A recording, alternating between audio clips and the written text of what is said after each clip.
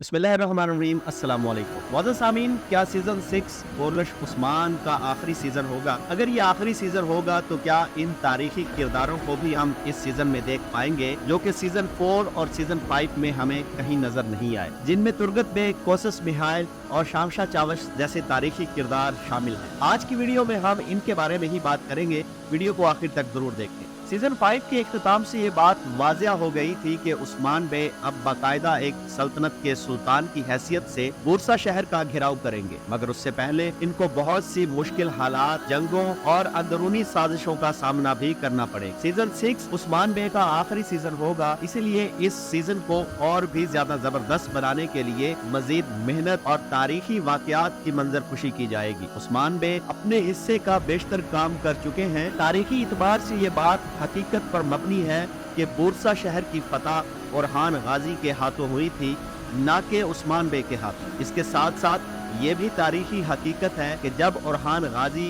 Bursa शहर को फतह कर रहे थे तो उस्मान बे के ये जंगजू, जिनमें सर फहरिस्त कोसस मिहाइल था, वो भी ओरहान गाजी के शाना बशाना मौजूद थे। तो इस लिहाज से इस बात के बहुत चांसेस हैं कि कहानी में तारीखी रंग भरने के लिए इन किरदारों को सीजन 6 में फिर से कास्ट कर लिया जाए और इनके मदाह भी इनको देखना चाहते हैं।